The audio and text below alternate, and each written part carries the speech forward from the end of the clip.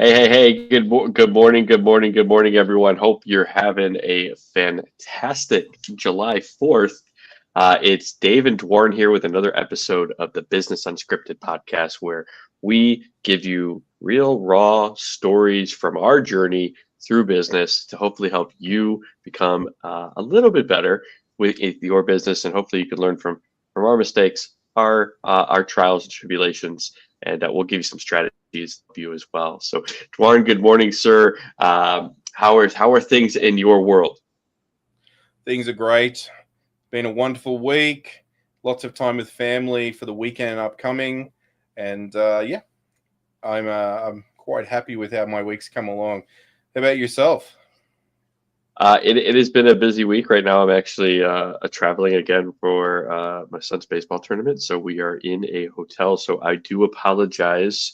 I'm on at the mercy of the hotel internet. So if anything pauses or if we freeze, it's on me. So I apologize for that. But it's been good. We went through a move.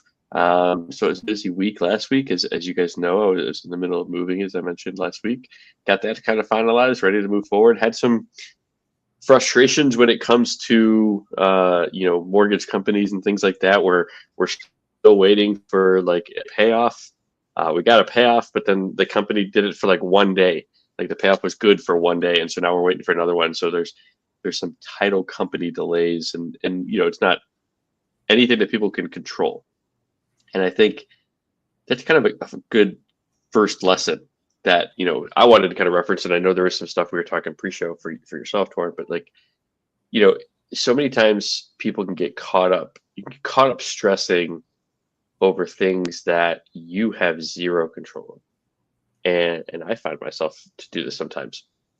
But when like a situation like the title company and the mortgage company sending a payoff, like I can't control that. So why would I stress over that? Why would I waste that energy, right, to stress over that? Like it's gonna happen when it's gonna happen. I can't affect it one way or another. Or same thing with like people's decisions. Like you can't stress out for a client or a prospect who needs your solution but decides not to do it. Like that's something out of your control. All you can Very do is really put that information in front of them, hopefully kind of get them to walk through the scenario and see the situation. But in the end of the day, like if you stress and you spend all your time stressing over like their decision, you're not going to be able to move forward yourself, and you're going to miss some opportunities. Another plus you'll end up like me, right? You'll end up bald. You'll pull all your hair out by stressing. So that's the real reason you're bald. Then is that what we're hearing here? I think so. Yeah, I think it's stress. It must be stress related hair loss. So I love it. no, but Clearly I mean, you're I not feel too like stressed because you've got a big beard still going on, so you can't be too stressed. right. It's just gray from having to deal with my kids, right? That's stress. Um, but no, I think it's something to learn and to focus on. Like if you find yourself truly stressing over the things that you have zero control over in your life, you're missing out on many opportunities. You're missing out on some ways that you can move forward. So focus on the things that are in your control. So, in terms of your client conversations, look at what you did in that conversation, right? Was it the questions that you asked? Was it maybe the way you prepared the offer? Is it something there that is in your control? So only focus on the things in your life that you control. Everything else is going to happen the way that it's going to happen. And then look internally and look for ways to make improvements. Look for ways that you can be better for yourself, but don't waste your time stressing on things that are out of your control. That's a really good point. And you're right. The amount of times that you'll sit there and retrospectively check what did I say during that conversation when you've had a sales conversation with someone or that first meeting, and then feel like, oh, if I should have said this, I should have said that, or maybe I should have done this. There's no point beating yourself up on that sort of stuff. You can always come back and do that later. Present that next. There's always going to be another time, or if you want to make it that way. But you're right. And when you're waiting for things like banks, government, we just went through this whole episode where the craziest things were happening when we were trying to get our SEC registration for our nonprofit here in the Philippines set up. And my partners and I, the other board of trustee members, were trying to process it all ourselves, keep the budget-friendly application. And we got to the point we had a online submission portion where we submitted notarized documentation, and only to find out when we got to the next step that we had actually printed on legal length paper, which makes sense. It's a legal document, right? And we went to submit it in person, the original notarized copy, to get told that unfortunately the notarized copy we had was meant to be on A4 paper. So we had to go in, get them reprinted, re-notarized, brought them back in. Then we got told, oh no, the copy that was uploaded needs to be the matching notary seal and numbers. And like, well, okay. So we go back to your lawyer and talk to them and see what they can do. So we go back to the lawyer, give them back the original copies, get an extra set of copies made in A4, documented, stamped with the right numbers that match the original, and then take it back. So, I mean, that whole process took way, way longer than we would have liked the whole process to be. And that was just one of the hurdles. One of the hurdles along the way. And honestly, we sat there, we got a little bit stressed out about it, but then we just sat and looked at each other, and as a group collectively said, well, you know what? It's just how it is. We just got to deal with it. Let's just get it done. There's a challenge presented for a reason. We'll just meet the challenge and move on. Great things will happen. And I think you can find new opportunities, right? When you kind of focus on yourself, when you're stressing or you're worrying about the things that you can't control, you miss the opportunity to move forward, right? Like, could you imagine if you kind of in that scenario was just stressing, oh my God, like, woe is me, like, why do we got to keep doing this? Why do we have to? You probably could have stretched the whole process out another 2 days, right? And now you're 2 days ahead because you just listened. You said, look, I can't change this. Maybe it was written somewhere and somebody missed it, right? But that's okay. Like, you just kind of move forward from it. Look, processes can be dumb and they may not be documented properly. And yeah, you're going to have those moments you get like, this is just complete crap. I wish this wasn't the case. Right. And yeah, you can have those little tantrum moments, but just move through quick, right? And go, you know what? This ain't fixing anything. Let's just get on with it. Let's just make it happen. And you're right. You actually get the choice of how you're going to respond in any situation. And you get the opportunity to choose that method and option of communication at that time and how you're going to actually process that stress. And half the time, the things that you can't control, you're going to get so much stress over them if you hold on to them, or if you just let them go, you drop your stress and let you focus on something more positive, and you'll tend to find you'll achieve a little bit more anyway, like you were saying earlier. Yeah, and so long story short, I think you're right. If you are stressed in a moment, like, really take a step back from that and look at it and say, is this something that I ultimately have control over?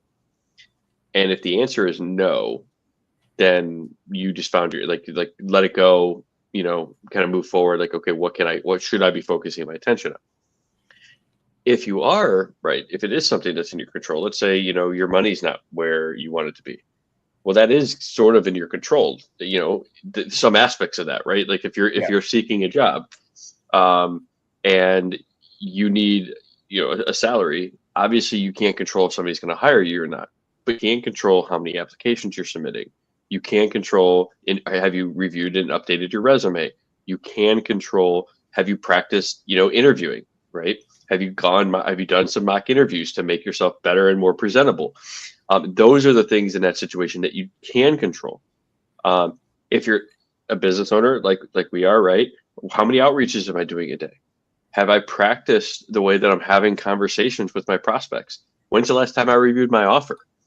When's the last time I reached out to a prospect that I gave an offer to that maybe rejected it, to just find out, hey, just curious, what was the reason why you decided to move forward, right? Because we may think it's just price, but they may say, well, I was really kind of confused about your offer. Like I really didn't know what I was getting or what, what the outcome was going to be.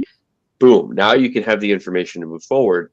So look at your scenario and say, what can I control in this situation? And then go ahead and start working on that. I totally agree. I think that's a great advice to give people. That you're always going to have presented challenges in life. There's always going to be challenges that are more stressful than other challenges, whether it's personal, business, or other. And just finding ways to actually get little wins. You can't see it, but there's a whiteboard over the back over here.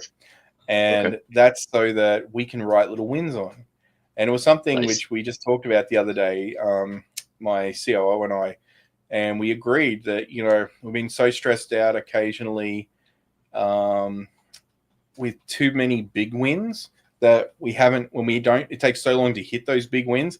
So yeah, it's good to put those on there. But what we're doing is just like our project management systems are set up, we create little wins, little tasks.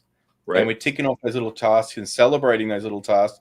And what we're doing is it's just a way to help us celebrate and reduce our stress, but also to just celebrate those wins because there's still work that goes into those little wins. And I just put this in the presentation I did last month about kind of change, right, in your mindset.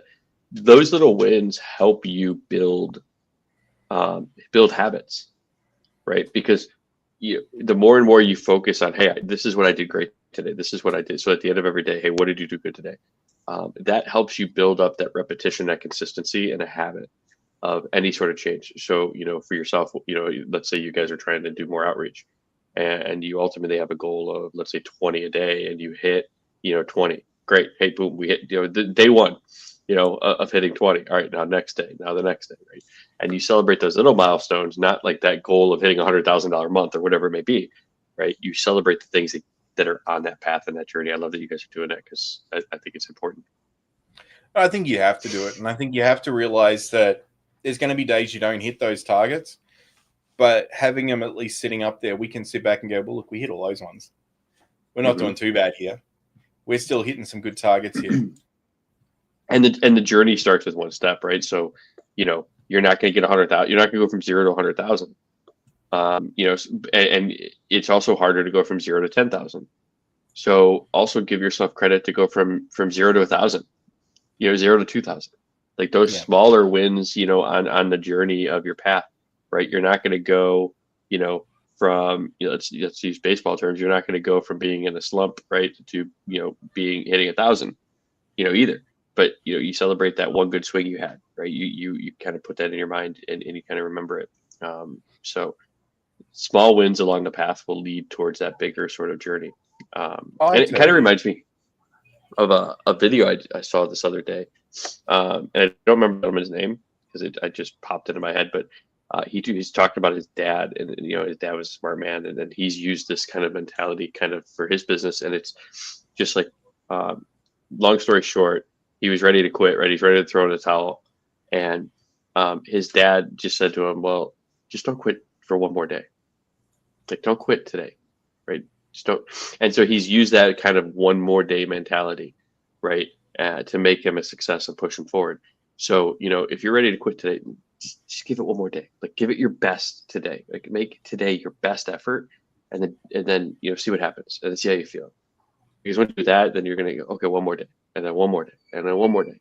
And I feel like that's kind of the same thing with like small wins, right? You're celebrating those things as you're pushing yourself forward. I think that's a good call. I think that's really important. And I think the thing is, you got to remember that,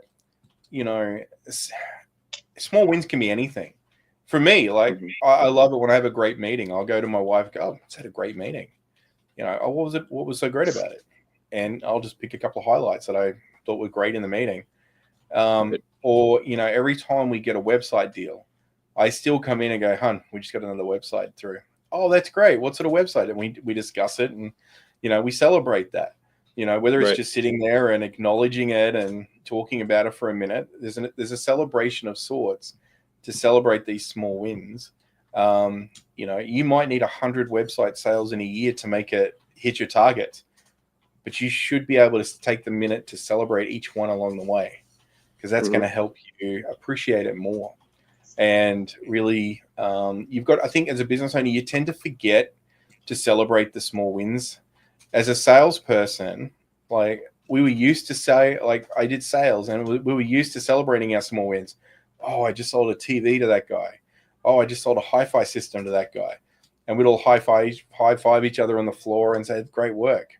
And that was really cool. Kept us all pumped up and motivated. Right. Even the guys who didn't sell were like, oh, wow, you just sold that? Oh, that's cool. I'm going to go and sell something now. And it's really fun and it's really motivational. And I think that's the key, right? I think is you've got to find these little ways to motivate yourself. And if you don't have a supportive partner who's there in your relationship, or you're doing this journey by yourself, find an external party to celebrate, or just find a way to celebrate yourself. Maybe it's go down to your local McDonald's and get yourself a chocolate sundae to celebrate a sale or celebrate a milestone. Or I mean, you can have your own routine, right? Your own kind of whatever you do, right? Find something for yourself. Celebrate by yourself, but just find something for yourself that makes you feel good, because you should feel good about hitting those little successes. And I think that's really important. I think a lot of people don't celebrate those little successes enough. Yep, I agree. And so with that too, like, advertisement portion, we'll kind of give you the caveat, right? If you want to click off for a minute, but if you were looking for a team or Dwarren and I, like, we could also help. Like, that's what we created the Mastermind for, is to help you not only celebrate, right, the small wins and get the accountability that you want, but to also be there as a support system for you to help you answer questions, give you strategy, talk through different things that are going on in your business, as well as just give you a community of like-minded business owners who are looking to grow, who are all looking to level up. And that's what the Triumph Mastermind. So if you are interested, drop Mastermind in the comments. We will send you a link. We have our founding member specials right now, where it's $59 a month lifetime. This is going to be, a program where it's going to be $199 a month for once the founding member specials are done.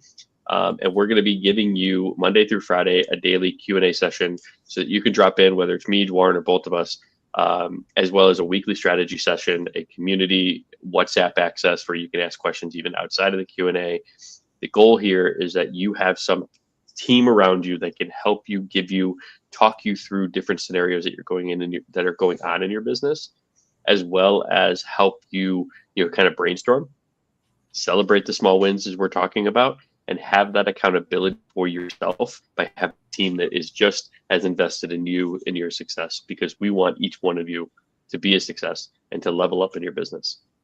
So, end of advertisement. If you want that, drop it down in the comments, Mastermind, and we will send you a link to get in, and we can help you with that. And the founding member specials are going on right now.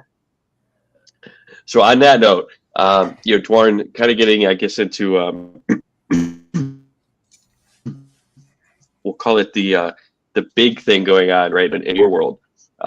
So give us a quick sort of review of something that is going on right now. You're in the middle of it right now, and kind of the high level overview and what the impact initially was for yourself. Like, what was the background, and then we can kind of talk through kind of the things that you're doing to kind of walk and handle this moving forward. Yeah, look, I think the way to start this, I'd say, would be trust your gut. Your gut feeling is going to lead you, and trust your gut. When you get a gut feeling, follow that, because 99% of the time it's going to be right. And every time I've gone against a gut feeling, I've always found myself regretting it, right? I mean, you've been there too, right? You know what I'm talking about. And I get that all the time in poker sometimes. See? I'll have a gut feeling that, I'm not supposed to call, and then I call, and it's like, yeah, I get it. Go ahead. Should have listened to that. Yep. So we've had a client, now an ex-client, but a client that made it very, very difficult at the beginning to get them on board to help them out with a virtual assistant, and they made us make the virtual assistant, I guess, jump through a lot of hoops to prove their worthiness or skill set. up until the point where we said, no, enough's enough. They've done enough. They've demonstrated enough. It's been a couple of weeks worth of showing you what they can do. We need to pay this person for what they're doing. And this was above and beyond. Like typically, like you wouldn't like give somebody like that long of a period of time to determine if a VA, like you should be doing that during the interview process, right? Absolutely. And generally most people can do this through an interview process. Most people can decide this. And look, the big reason here is because this particular client of mine at the time had an expectation that a virtual assistant was basically could do everything in their business that they were using another team to do, which was an outsourced team. Like we were doing a portion of it, and they were using other people to do a portion of it and stuff for themselves as well. So they had quite a big expectation of what they expected. And we were trying to level that expectation out, but also trying to upskill the individual VA to the level with our internal staffing that we had to help this person on their journey to help grow their business effectively. And during all of this time, it just didn't feel like it was quite the right fit for either the VA that we were replacing or for ourselves. We felt like it was going to be a lot of work, but we'd had a previous relationship with this particular client where I'd worked with this person for quite a long time now, probably about 6 months one-on-one. And I wanted to give them the chance to have a virtual assistant and work with them and try and help take some of their load off to help them grow. And during this process, we agreed to terms we wouldn't normally agree to, an extended training term at a discounted rate, and also using internal resources during that training term to help upskill the individual VA. We even purchased courses to help upskill the VA before the start date, where the VA was grateful enough to do those courses and upskill themselves and do the additional testing before getting agreed to be hired. At that point, I'd already made the decision that if the client didn't pick up the VA, then we would pick the VA up personally, and I'd find a role in my organization for them, because I felt pretty ordinary that they'd put so much work in, and there was no way I was going to let them walk away after putting that much work in. So let me ask you this question. So at the beginning, obviously there was a lot of sort of misunderstandings and mixed expectations, and so do you feel like in your situation that you explained all those expectations and those kind of reasonableness factors to this client at this point? I think I did. I went back and I've reviewed all this over the last few weeks, and I've looked at all the communication back and forth, and I feel that I did communicate that. In fact, we actually said we weren't going to move forward at one point. Right.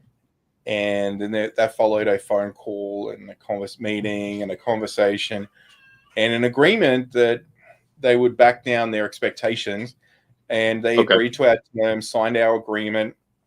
And the agreement we had in place was a 6-month agreement, which is a minimum term agreement, because we as a Philippine registered company, we actually have to go out and register, abide by the local legislations, and we have to hire people, give them the right probationary periods, make sure all their benefits are paid, etc. So we've got a obligation to those individual employees that we hire. And look, we made a few adjustments to the clauses to satisfy the expectation of the client. Clients advised that this is not a problem. I'm looking at staying on for 1 to 2 years. Minimum working with this person. It's a long-term commitment. I want to grow with this person who's my VA. So we felt comfortable that maybe the tide had turned and we were going to push it forward. We gave the VA the option to continue and explain some of the situation and some of our reservations, and they decided that it was something that they were willing to do. Because they felt they'd put in a lot of work as well to get to this point. And so we get a month in. We're doing lots of training internally. We're helping get them. Everything seems to be settling in nicely. We get to the end of the second month, and unfortunately, the client had a fallback where they'd lost some income from losing a client. and they Right. came to us advising this, and asking us if it would be okay to drop the virtual assistant to a part-time role. And even though our contract state doesn't allow for that, we obliged and said we could do it on a proviso that we'd charge a small management fee of a couple of $100 each month on top of the halved regular rate, which seemed like a Right. fair compromise. So if you're going to get someone on a part-time or a casual rate, you expect to pay a little bit more. You expect to, Well, yeah, you're typically, even if like even our services, right? If you're going to do half, like just because you're doing half the work doesn't necessarily mean that you're going to pay half the price, exactly. because there's a lot of setup and a lot of services that you do or that you outsource that you have to pay for, and whether or not you're doing it part time. Just like, think of like for me, if I think of a scenario, it's like think of like t-shirt printing. You still have that management setup fee, no matter if you're doing 1 or 500. Like that's still a fee Absolutely. that's got to get charged. So, and you as a business owner have to consider this as well. Like learn from Dwarren here. Like the lesson that you can learn from this scenario is, one, make sure you're managing the expectations of your client right away, right? And that you're not trying to bend too much. Before I get to the rest of this, Dwarren, let me ask you this question. It just popped into my head. Do you regret maybe bending as much as you did because it allowed this client to maybe feel like they had a lot of control than maybe they needed to have in this situation? 100%. In fact, this whole situation has forced me to reconsider our position to the fact that we will not bend, that we will follow our Gotcha. process. And if you're not happy with our process, well, unfortunately, that's our process and we're not going to change it. Because when we start talking about outsourced staffing, we're following legislations, laws, and this particular person, the client, actually expressed very strong views that they did not care for our Philippine-based laws around the employee. That was our problem, not Right. theirs. Even though we are a registered agency, of course it's our problem, and felt that any fees, dues, penalties, etc., that might be incurred were not relevant to this particular person. That it wasn't going to be something that they should be burdened with or even having to know about or consider. So this is, Right. this. So Well, I mean that realistically, we should have said no. I should have listened to my wife, who was like, "This is, I don't get a good feeling. Trust right. your gut. Don't do it." Um, And so and so ultimately, kind of learning from Dwarren, right? Making sure that you're not betting too much just because, you know, and Dwarren, you're a nice guy, but I feel like you did it because you're like, I have this relationship. I'm a nice guy. Let me try to go above and beyond, and that ultimately can come back and bite you in the ass, right? And I feel like yeah, maybe it did. And then the second part to that, and then Dwarren, I'll let you go on with the story. But the lesson here too is like, pay attention to your pricing. Like, don't undersell yourself, right, in a scenario, because a client is starting to negotiate with you in terms of price and all these different things. And we've talked about it before. Don't negotiate price, negotiate scope. Um, so keep your price the same, and then just negotiate the scope that you're willing to go with it. I think it kind of goes along with this, right? She wants to have the invoice. Okay, well, here's how many hours you're going to get. If she wants half the price, well, she's going to get less than half the hours. And I think that's where there's some of that you can learn as a business owner from this is paying attention to what you're offering, how much you're bending, because before you know it, you're bending too much and you're breaking, and you're putting yourself on this unstable ground, right? So okay, sorry. 100%. No, you're right, and you're 100% right. I mean, like it didn't, like the requests never didn't seem to ever stop.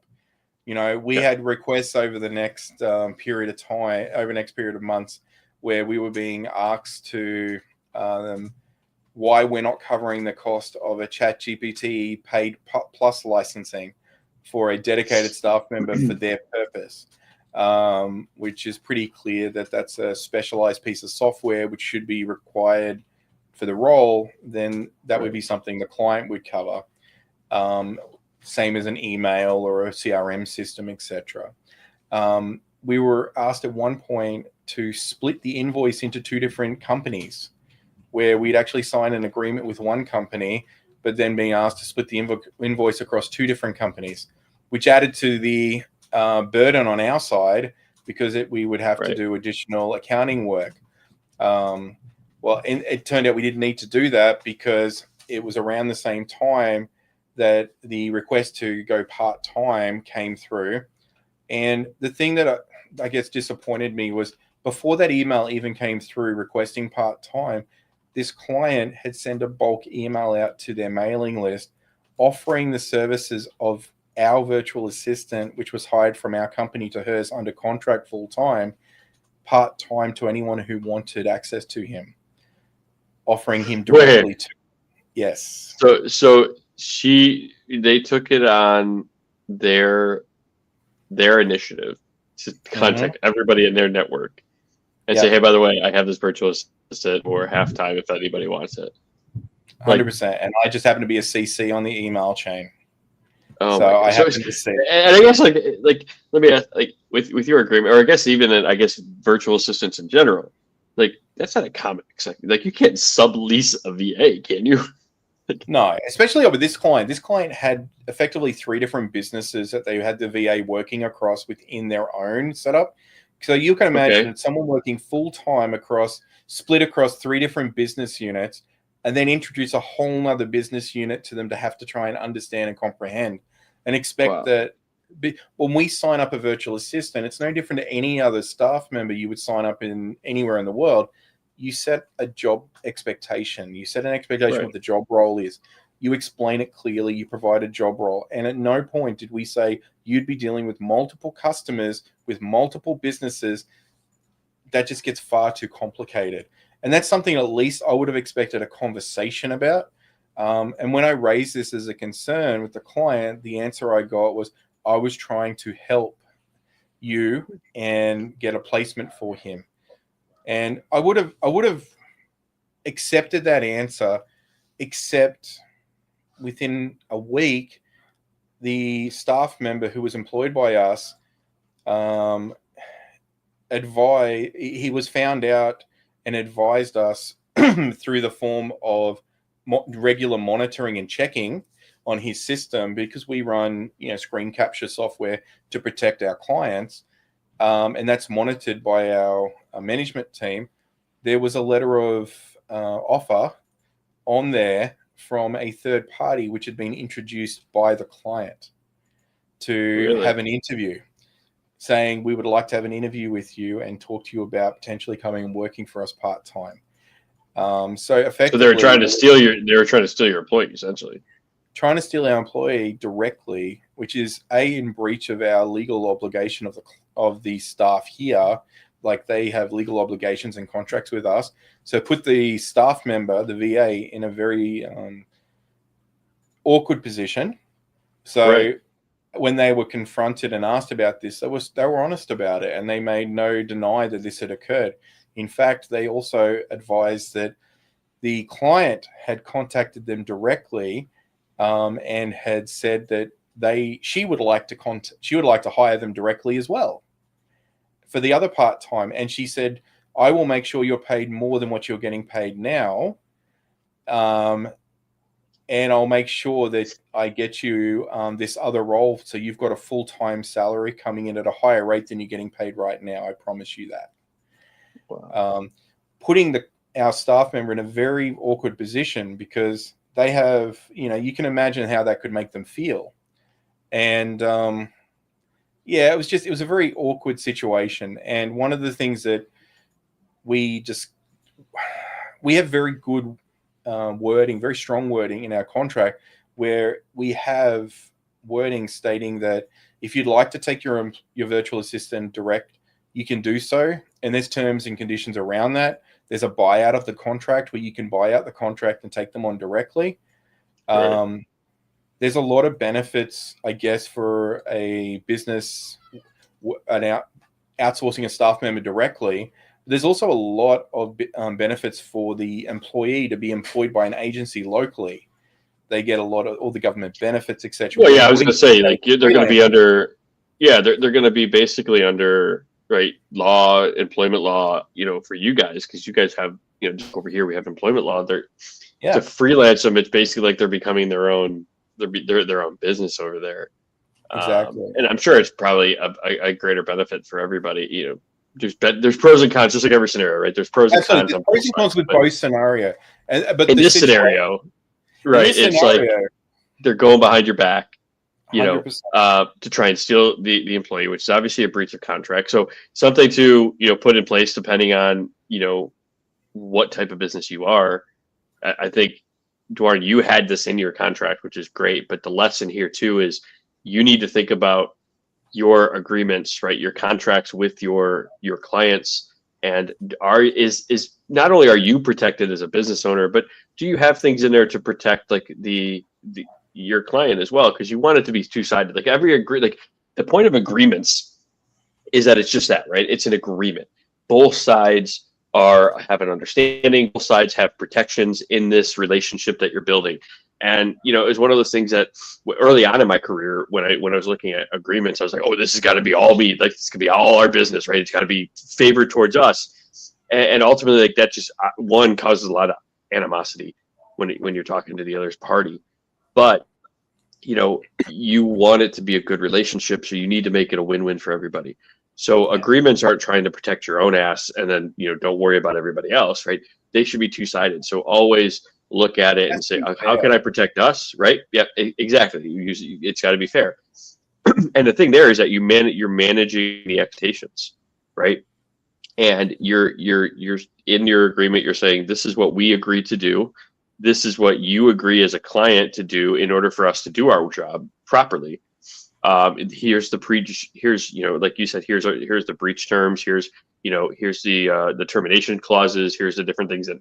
So and people say like I don't want to have a contract with my clients. Great, you don't have to have a period contract where they're a 6 month minimum or a 12 month minimum, but you should still have agreements. And we've talked about this in the past because it helps both parties kind of manage expectations of the relationship, whether it's payment terms, whether it's penalties, whether it's the interest that you're going to charge if they don't pay you.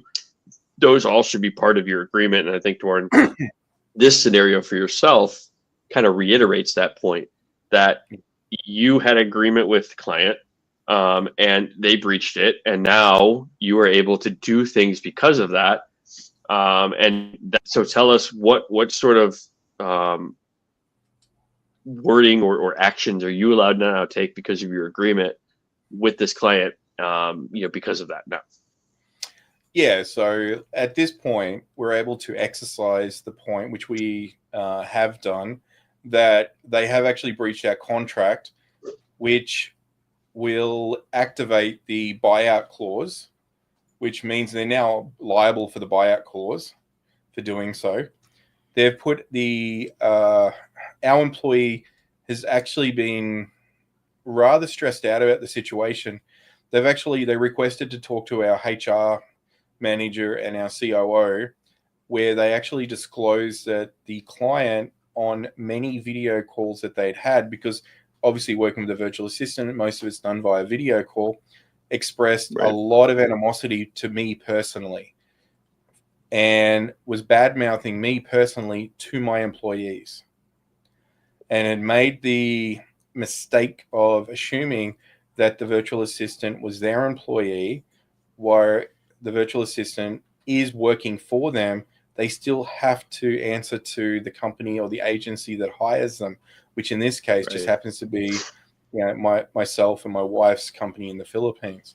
So that sort of level of animosity, as you mentioned before, the word animosity, that was raised. That was the word used by the employee. So that puts undue stress on the employee. That employee, I had to find another role within our corporation, our business, for them to do, which I've been able to do, and that's fantastic. They're a great asset to us. But the other thing is, we were willing to let all of this go by the wayside right up until the point of bad mouthing individual people who, for no reason, to employees, and creating that animosity and stress is just completely uncalled for.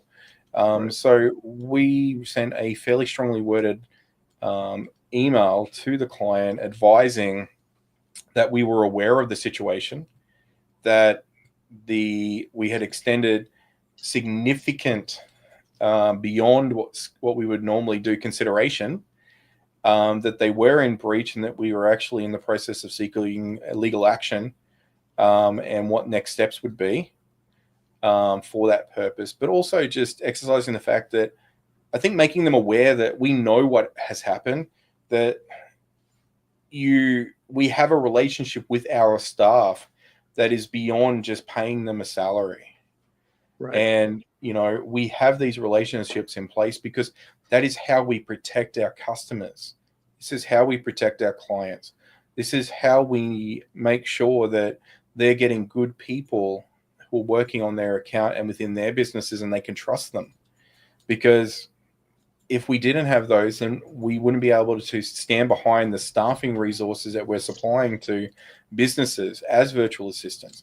And I think this is where a lot of businesses, unfortunately, they fall into that trap where they just think that when you're hiring outsourced staffing, there's always another one. We'll just replace them. We'll get another one. And it's almost like a slave mentality. Well, it's just like an employee, and I think like what you miss, and I think especially when you've come from, I think, being as an employee, like you miss all these other things that go into, what it takes from a business to bring on an employee, whether outsourced or internal. Absolutely. There's training costs, there's investment, there's efficiency losses, there's productivity losses. Like there's so many different things. It is in your best interest 90% of the time to try to coach up an employee who is already there than to try and go out and find a replacement. And I think you kind of mentioned it, right? Like there's this wrong mentality. And I think like especially if you've been in a job, you're like, oh, look, they just hire 5 different people. Yeah, but there's an investment there, right? There's HR costs, there's, loss of productivity, there's the training time, there's all these different costs that go into an employee. And a virtual assistant is, even though it's outsourced, right, and they're technically an employee of you, Dwarren, or another VA company, they are an internal piece of your organization. And so you have, as a business owner, you have to see them as an employee, right? You have to see them as and treat them as somebody that is working in your building with you. Because yes, it's saving you a little bit of money because you're not paying payroll taxes and all these other costs, but they're still doing the job. Like you as a business owner have to take that responsibility to train them, give them the tools that they need to be successful, right? Now, obviously, if you're outsourcing, there are some training things you would expect them to know from the outsourced company that's providing them. But the majority of that, like on your business, like your specific business processes, your specific business, systems, you as the business owner or somebody from your team has to train them on those. You can't have the expectation that the VA company is going to be able to do that. You have to do that. You have to invest, which is why you can't just say, "Oh, I'll just find another one." Like, and I know this. I had to switch from one VA to another because one left. Wasn't me getting rid of them, but I had to. I have to invest. I have to retrain, because a lot of people don't understand, right? The neuro-emotional persuasion questioning model that we talk about a lot. I have to train a VA on that, like how we're talking to people. And ultimately, it comes down to us. Like you have to realize that there are a lot of investments that you have to make, whether an outsourced staff or internal staff, that 90% of the time, it is in your best interest to coach them up and spend more time with them if you need, before you say, all right, this person's done. And it goes back to the interviewing, which we've talked about before. Like if you're not interviewing right, you're probably hiring the wrong people. And so go back and listen. I don't remember. I think it was like 2 or 3 episodes ago where we talked about interviewing and the questions that you're asking in the interview, and are you doing it the right way? Where you're not talking, right? I think, Dwarren, you mentioned in your scenario that you found that you were talking too much in interviews. Yeah. Instead of asking questions. And so, ultimately, same thing with VAs. you have to ask questions, the right questions, in order to make sure that you're hiring the right one. But it's way more beneficial to invest yourself in the training and the services instead of just trying to find a new one. I totally agree. And I think, like, if you're going to employ somebody in your business, whether it's outsourced or if it's somebody direct on in person, you shouldn't be hiring anyone if you can't comfortably say you've got 6 months worth of their salary sitting there waiting Right. ready to go. Then you shouldn't be hiring them, because if you get to, in this case, the client got 2 months into a contract that was 6 months and then decided they wanted to change the terms of the contract. And as far as they were concerned, it was just a contract's term change. But from our point of view, is it's a real person with a real job that's been given a 40-hour-a-week role, and now you Right. want to tell them that they only have 20 hours a week. Yeah, and I get it from both sides, right? Because obviously we're Me business too. owners, but like you said, I think as a business owner, you have to, analyze every single decision that you're making. And we've talked about cash flow projections, right? So, not only modeling, do I have enough to take this on right now, but also modeling those scenarios that, like, okay, if I lose some revenue, can I still take this on? And looking at, like, what are the probabilities, of the different scenarios happening. Like, maybe it's only 15% that you are going to lose client, and so the likelihood of that is low, but it's still a likelihood. Or the likelihood that you grow. And so what you do is then you weight all these different scenarios, and then you come up with a solution. You come up with an answer that's best for you moving forward. Now, obviously, sometimes things are going to come unexpected. Maybe a client leaves because maybe they had a death, or maybe there was a situation, governmental change. Those things are out of our control for the most part. Yeah. But if you're just on the edge of a decision one way or another, and it's probably in your best interest to maybe stay on the conservative side while you're small, especially if you don't have a reserve, right? You're basically, your cash projections are pretty much break even. If you don't have a reserve built up, then you should probably lean on the conservative side, and then give yourself the goal of, okay, I need to bring in like $2,000 more a month, and I can make this happen. And then when you do that, okay, now you're in that position. And I think it's for any sort of decision, like, having that proper expectation that I need to have a 3 to 6 month period to where I need to realize that, once I make a decision, and Alex Ramosi said this, we talked about them a lot, but any decision you make is going to it's going to result in an immediate dip, whether in productivity, efficiency, etc. Like, just because whenever you make a decision, you don't just go straight up. Like, it goes down, because you have to take time out to train, you have time out to learn a new system, your team has to take a time out to learn a new system if that's what you're implementing. But from the get-go, you're going to go down, whether it's Absolutely. for a month or two. And the question is, can you sustain that? And if you can sustain it, because the upside, right? Like, let's say, you're gonna dip like maybe 10%, in productivity, but the upside is 60%. Well, that offsets it, right? But if the dip is 10% and you're expected to only go up 15%, well, it's only actually a 5% increase. So is it really worth it for the money that you're paying in? And so you're looking at the ROIs of these different projects and these different things that you're going to be doing in your business to really determine, that the best decision point. Well, absolutely. So And I paying think, attention, yeah. I think you're right there, Dave, too. And like, the other thing you should really definitely consider is, whether it's software, whether it's automation, whether it's a person you're hiring, you need to ask yourself, what is the benefit of hiring this person? What is the purpose of this person? Are they a cost to the business so that you get more time back yourself to do other things, or just get more time back to yourself? Is it to help you get through a large workload that you can't do yourself without doing ridiculous hours all the time? Or is there actually a task for them to do to actually generate income for themselves? If it's an income Right. generating role, then perhaps there's an option to get an income generating role and somebody to help you with administration side of work. Maybe the income generating role is what you get them to do first, or you get someone on for that role first, and then you bring them on, or you get the software to do the generate more income and increase your revenue so you can afford to. But Right. you asked earlier, there was a question you asked where, how have we changed our processes? What processes will we change?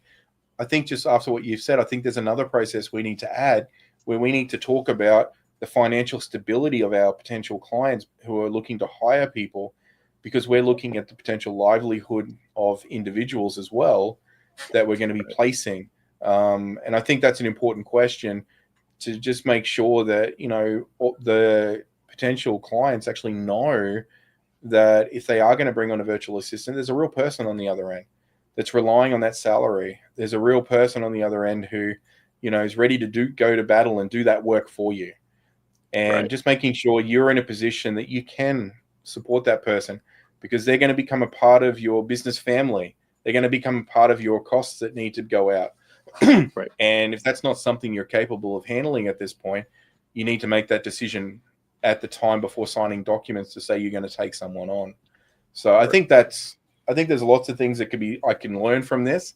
There's lots of things others can, but there's one thing I'll add to this as well. There was an article released about a court case in Australia, and it's the second one I've heard of in the last 18 months. This one was quite public. There was a paralegal hired as a freelancer directly without an agency. So they were hired and paid directly by an Australian law firm back in Australia.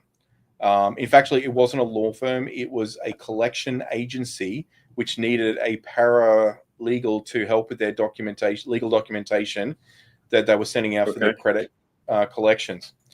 And she worked for the company. She was paid quite modestly. I think it was close to $15 an hour, is what it would have came in at, which is quite good. It's better than what she would have got as a paralegal here in the Philippines directly. And at some point, they had to let her go. It wasn't working. They didn't have enough work. I don't know the details. It wasn't very clear in the article. Well, she filed a unfair dismissal with the Australian Fair Work Trade, which is a government department. And she won. And not only did she win, they were ordered to back pay 2 years worth of salary because they were paying under the Australian minimum salary award wage. Oh, wow. So they actually were out of pocket quite a lot. They thought they were saving some money by doing this and hiring directly. And what they found themselves is in a bit of a shit show because they didn't have the protection of an agency in between. The benefit of an agency sitting in between is the fact that the agency can take disciplinary action, which is based on legal ramifications and legislation in the Philippines with that employee. There is and the agency sends an invoice for services rendered to the Australian or the American-based company. Therefore, putting a buffer between you and the individual, you're not hiring them directly. You have an agency sitting in between, and their job is to absorb the legal ramifications of something that may occur. Yeah. So I think that's and in the United States, obviously we have independent contractor versus employee. And I think what everybody thinks, and I've run into this in so many different scenarios with business owners, is they feel like, well, I'll just bring somebody on as an independent contractor and I'll save money. Because then you don't have to pay payroll taxes and you don't have to, have benefits and all this stuff. And then they just get a flat dollar amount, and everybody's happy. Now the employee initially is like, oh, I'm getting a higher rate. I'm golden. Until they go to file their first tax return and realize that they owe all this extra taxes, right? Because now if you're an independent contractor, there are benefits because you get to write off things that you can't write off as an employee, but you're essentially your own business. And how the IRS in the US, and I'm sure everywhere else, they're charging you both sides of Social Security and Medicare, because how that works over here is each, as an employee, the employee pays one half out of their salary, right? And then the company is matching that, which again, if you're in the employee mindset and you just have a paycheck your whole life, you don't know that. You don't see that because it doesn't say anywhere that the employee is also paying. Like if you pay $1,000, the employer is also paying $1,000.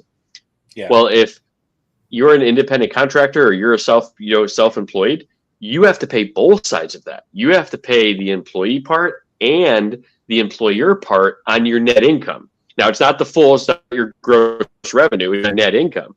But still, if you're paying people who should be employees as independent contractors, they don't know that. So they're like, oh, I'm getting paid $30 an hour when maybe this job is only worth $20 an hour. So they're like, great. And they're not putting away money for taxes, because essentially, as you pay an independent contractor, as a business owner, you would pay more an hour, right? Because you got to cover taxes essentially. But the employee side of it, sorry, they don't put it away. They just spend it all. And then taxes come around. They're like, wait a minute, what do you mean all this stuff? And there's also laws over here that if you set hours, right? If you set the hours that they have to be at your job, if you give them the tools of the trade, right, they should be employees. Same. Australia is exactly the same. That's what got them. There was another accounting firm had the same problem happen to them as well about 12 months ago, and they had to backdate a year's worth of salary. It ended up costing that particular accounting firm, I believe, and it doubled what they were paying the actual Filipino employee. And what that did is that actually put into practice now that you don't have to be in the country where you're employed. If you're employed to an Australian business or company, and you're employed directly, then you should be getting all the employee benefits of a direct employee.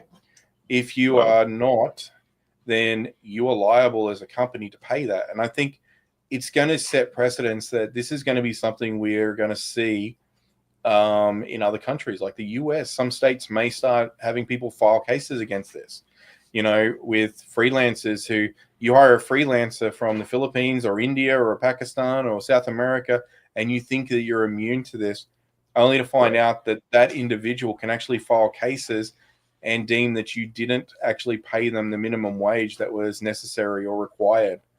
And that's pretty scary as a small business owner, because you don't factor that into your decision making. So and you got to hear the thing you got to think about too, right? Is that like they did with the Australian case, same thing over here in the US.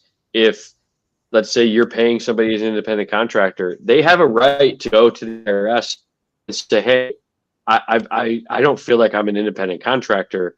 And if they can prove, right, that hours were set, the tools were given, they had to represent themselves, right? They had to wear a uniform, your name, all of that stuff, and they're represented as your business. The IRS could make a determination that yes, they should have been an employee.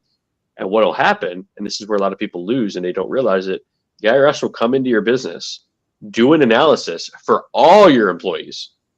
And if they feel like they should have been taxed as an employee, they will charge you all of the employer side of those taxes for every employee, and they'll go back, right? And they could more than likely go back 7 years and charge you all their taxes for all these people, and then all the penalties and interest on top of that for doing it wrong. I was going to say that's and so it takes one complaint. One, and so people are like, "Oh, it's been going well. Like everybody's happy." I said, "Yeah, right. Everybody's happy now." But if there's a disagreement with an employee, or one person leaves and they have a bad experience, all it takes is one person in their ear to be like, "Oh, wait, what happened with that? Oh, I don't know. I was an independent contractor and I just got let go." Hey, well, tell me about it. Especially if they have some like a friend like me, right? Who know, and I'm not gonna say like I'm trying to screw small business owners, but I'm trying to help a friend too, and I'm like, well, why were you a contractor? Like, why weren't 100%. you an employee? Do you know you can file, like, so that you don't, especially when I'm doing somebody's taxes too. And they're like, I don't know why I owe all this tax. Well, tell me about your job. You could go out and you can actually file a complaint if and I've told a couple of people that, like, if you like your job, don't file a complaint because they're going to know it's you. But if they let you go, like, you have a right to file a complaint that you should have been an employee, and they can go back to that business owner and they could really mess up that business if they really wanted to. And that's scary for a business owner too, because if you're making uninformed decisions, which we've talked about a bunch of times, if you're making uninformed decisions because you don't know all the rules, you don't know all the rules of the game, which is what's occurring. A lot of business owners are going out there getting independent contractors thinking they're going to be able to solve all their problems. They're not putting an extra person on the payroll. They go and hire themselves an outsourced person and do it cheap because they're going to get them through a third party, directly, rather than going through a third party agency or platform to get them. I mean, there's benefits for both sides, but it's like parking in a 1 hour zone that's free parking, and there's, you know, that you could get ticketed, but the meter guy doesn't really check the meter very regularly.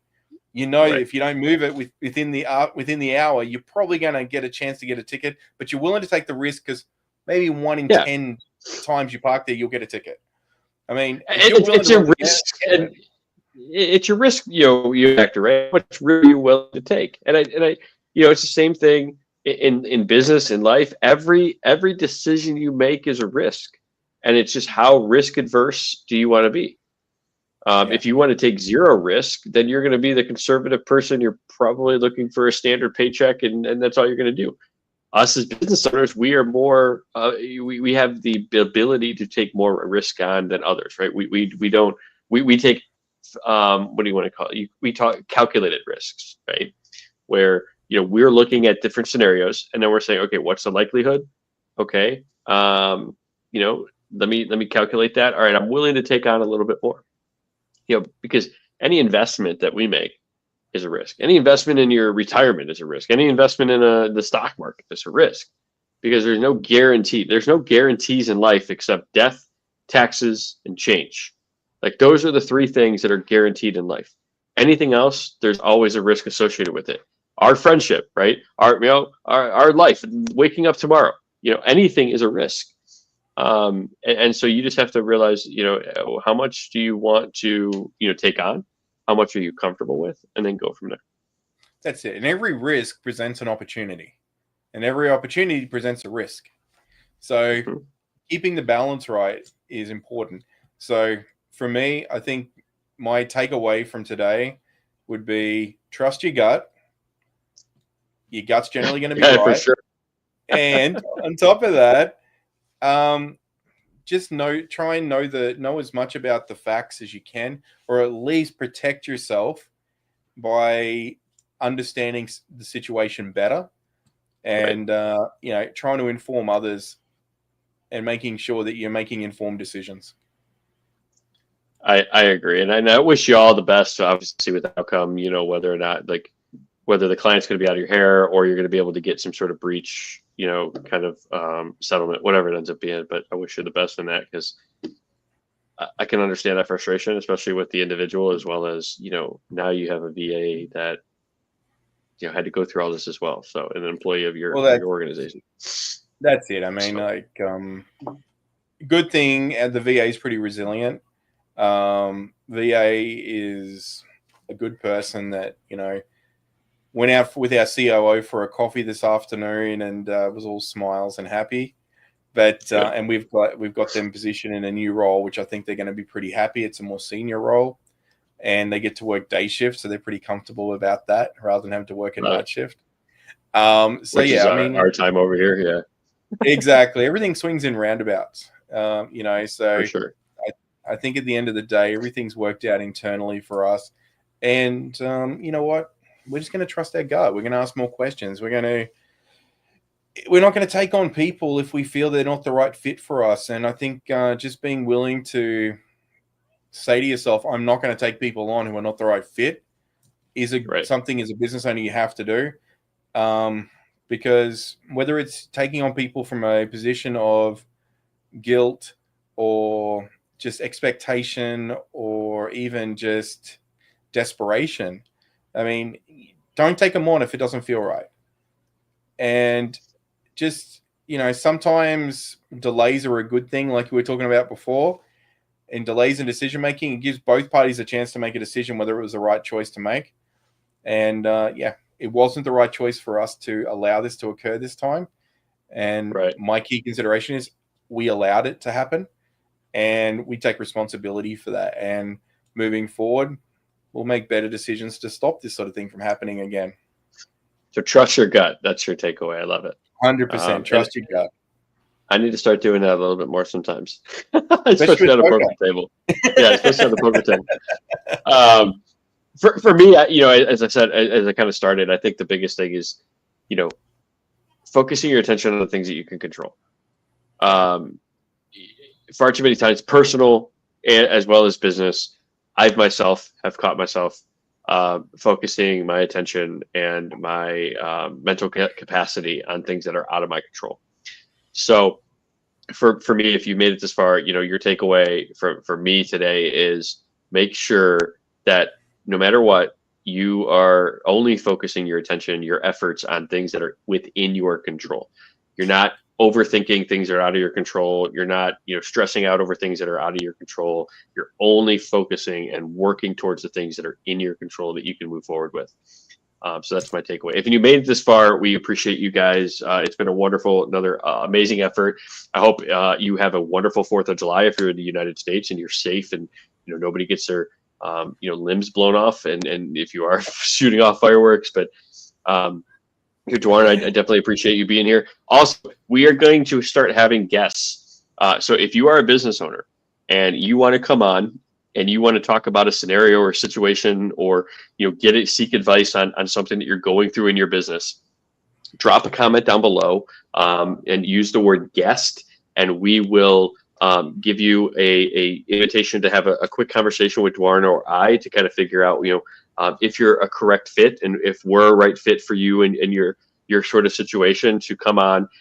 We're looking to start these here maybe this month at the end of the month, but we want to help business owners. So if you want to talk about your business as well as something that's going through, and Dwarren and I can kind of help give you some advice and point you in the right direction, drop that word down below in the comments, guest, and we will help you get qualified for the show and get you on the show. So if you want to be on, you want to talk about your business or scenario, let's do that.